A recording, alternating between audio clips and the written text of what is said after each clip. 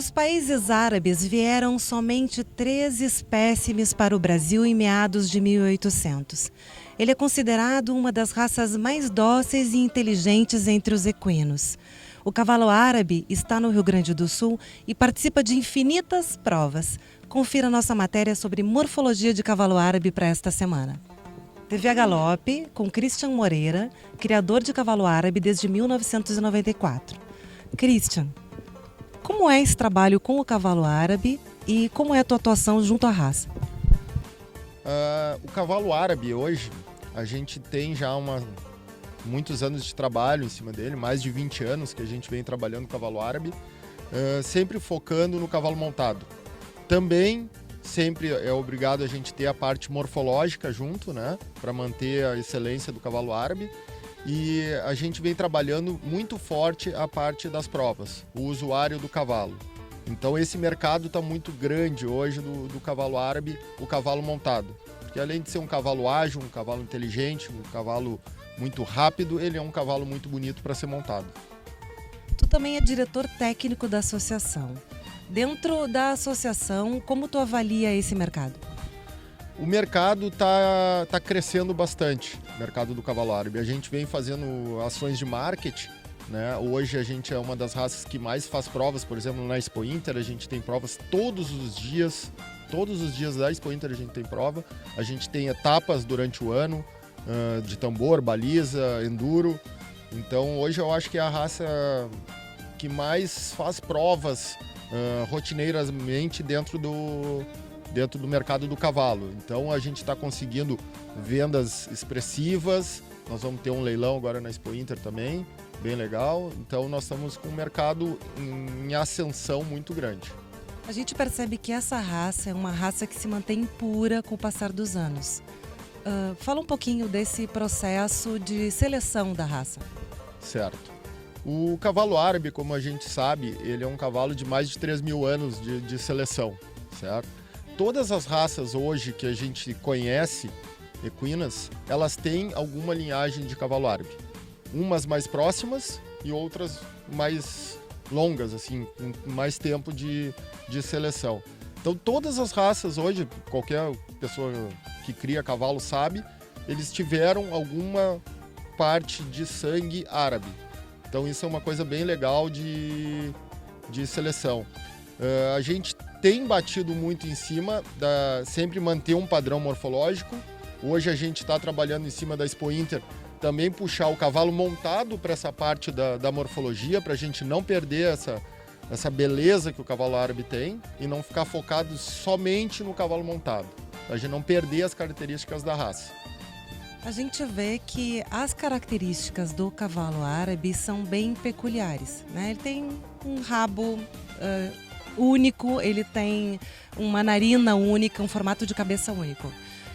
Fica mais fácil avaliar um árabe, a morfologia dele, pensando por esse aspecto? Com certeza, a minha opinião é que quando tu olha uma determinada raça, um animal, tu tem que identificar que ela é daquela raça. Eu acho que isso é importante, independente da raça. Tu tem que bater o olho e tu vê, essa é a árabe, essa é a outra, essa é a outra. Então ele tem características predominantes, o árabe. E essa seleção dele não foi uma seleção aleatória. Foi uma seleção que ela veio das guerras, na época do deserto. A narina ser grande, ela quer dizer que ele precisa buscar ar no deserto, entendeu? Por isso que ele tem uma narina maior. A parte do focinho ser curto, porque era escasso a alimentação. Então ele tinha que, às vezes, buscar alimentação mais rasteira. A parte do lombo não pode ser muito comprida, porque eles andavam grandes distâncias nas guerras, né? Então um lombo curto, ele não te dá tanta sensibilidade do cavaleiro. Enquanto que alguns animais, por exemplo, de corrida, que é mais tiro curto, que a gente chama, né? Que é curta distância, eles podem ter um lombo mais alongado. Então o árabe também, as patas são maiores, elas são mais altas, né? Por causa do deserto, os cascos não são tão grandes, para ter essa agilidade na parte do deslocamento dele na areia, né? Do deserto. Tu mostra pra gente, então, esses detalhes? Claro, já vamos mostrar.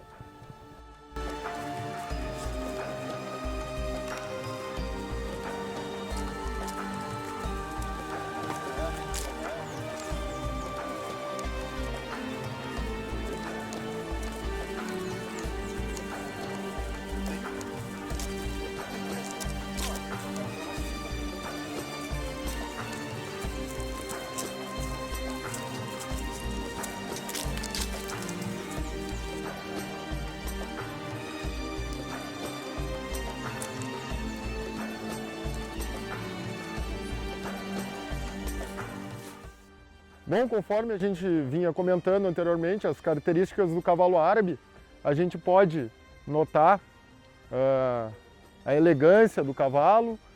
Se a gente começar a iniciar pela parte da cabeça, que é uma dos símbolos do cavalo árabe, ela é curta, uma cabeça côncava, com um olho bem proeminente, porque o cavalo, ele foi, muitos anos ele é uma presa, então ele tinha que ter um olho mais proeminente para enxergar, né, o predador, né? As narinas sempre bem dilatadas, claro que aqui ele está em estação, mas quando ele está em movimento, em exercício, a narina dilata mais ainda, porque no deserto ele precisava captar o ar, né? O ar por cima, que é o ar mais fresco no deserto. E o pescoço também, ele tem um pescoço geralmente bem arqueado, né, que é para a cabeça ficar mais elevada, mais longe da areia do deserto, né, que é muito quente, né. As orelhas geralmente pequenas, tá, não são orelhas muito grandes.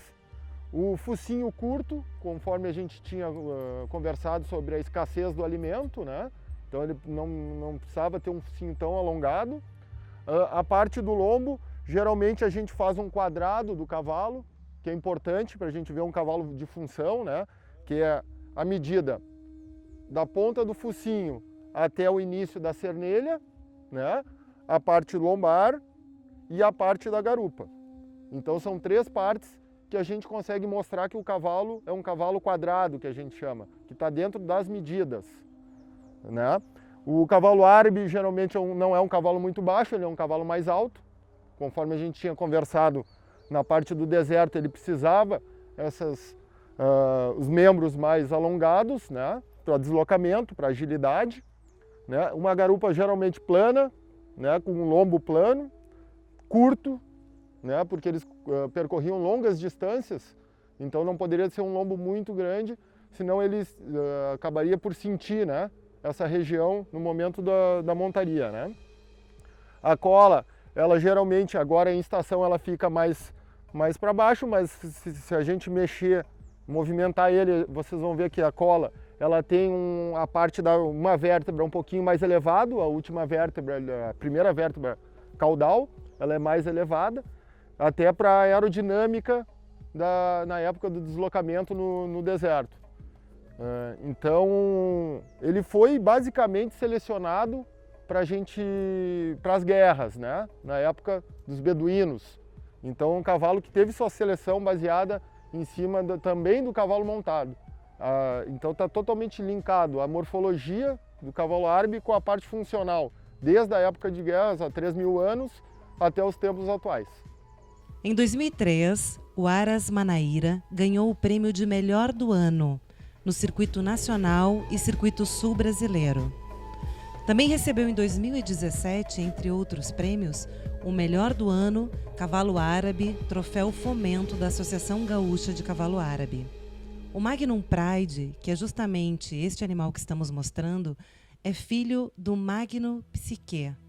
Ele é pai, campeão americano e campeão brasileiro e um dos maiores reprodutores do mundo da raça árabe. O Aras Manaíra está na sua 3ª geração na administração de animais árabes.